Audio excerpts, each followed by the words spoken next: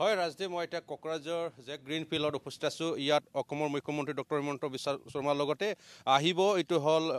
বিজেপিৰ সভাপতি জে.পি. নাড্ডা ইয়াত আহিব এইটো হ'ল 18 তাৰিখৰ ইয়াৰ কাৰণে প্ৰস্তুতি চলাটো আমি দেখিবলৈ পাইছোঁ বিজেপি UPPL আৰু AGPৰ নেতৃত্বত ইয়াত যে কাম এতিয়া চলি থকাটো আমি দেখিবলৈ পাইছোঁ লগতে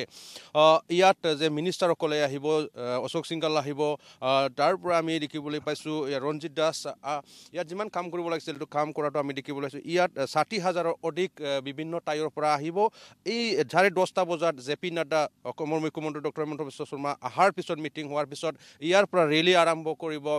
যে DC অফিচলৈকে নমিনেশ্যন দিয়া হ'ব জয়ন্ত বসুমতাৰীলৈ ইয়াত প্ৰস্তুতি চলাটো আমি দেখিবলৈ লৰেন্স দাদাৰ পৰা জানিব বিচাৰিছোঁ কিমান মানুহ হ'ব আৰু কোন কোন থাকিব ইয়াত অহা 18 তাৰিখত আমাৰ কোকৰাঝাৰত নিৰ্বাচনী প্ৰচাৰ চলাবলৈ আৰু NDAৰ যিটো ইস্তাহাৰ এই সম্পৰ্কে ৰাজ্যক অৱগত কৰিবলৈ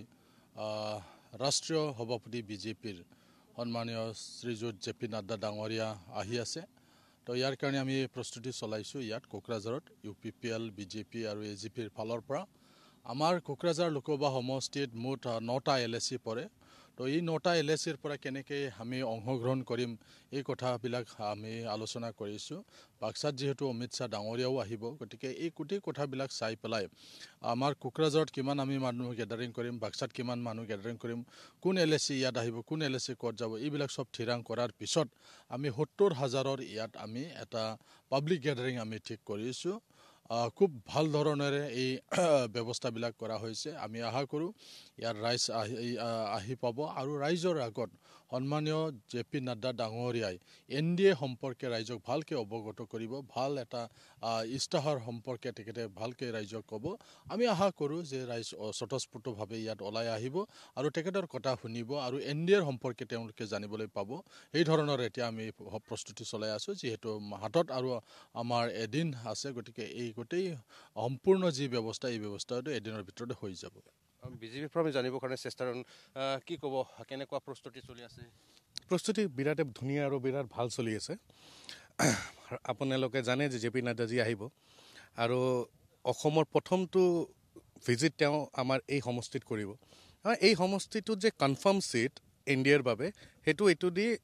থিৰাং হৈ গ'ল আৰু দ্বিতীয়টো এই পৰিৱেশ যি শান্তিৰ পৰিৱেশ আহিছে সেই পৰিৱেশত মানুহে অতঃস্ফূৰ্তভাৱে এই মিটিঙৰ কাৰণে বাট চাই আছে আশা কৰিছোঁ যে এইখন মিটিং এই নিৰ্বাচনীৰ সকলোতকৈ ধুনীয়া আৰু ডাঙৰ মিটিং হ'বলৈ গৈ আছে অসমৰ মুখ্যমন্ত্ৰীও আহিব ইয়াত হয় আমাৰ হিমন্ত বিশ্ব শৰ্মা ডাঙৰীয়াও ইয়াতে উপস্থিত থাকিব লগতে বিভিন্ন মন্ত্ৰীও থাকিব আমাৰ অতিকে চিনাকি মন্ত্ৰী আমাৰ ৰঞ্জিত দা ডাঙৰীয়া থাকিব ক্লাষ্টাৰ ইনচাৰ্জ হিচাপে তাতে লগতে থাকিব অশোক সিংঘল ডাঙৰীয়া আমাৰ গাৰ্জিয়ান মিনিষ্টাৰ হিচাপে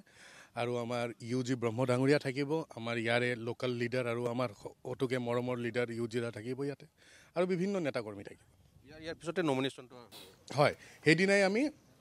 এই ৰেলী কিবা মিটিঙৰ পিছতে আমি আমাৰ নমিনেশ্যন ফাইল কৰিবলৈ একেলগতে ওলাই যাম ধন্যবাদ জ্ঞাপন কৰিছোঁ এই মুহূৰ্তত ৰিনয় বসুমতাৰী আমাক কোকৰাঝাৰ গ্ৰীণ ফিল্ডৰ পৰা পোনপটীয়া সম্প্ৰচাৰ দেখুওৱাৰ বাবে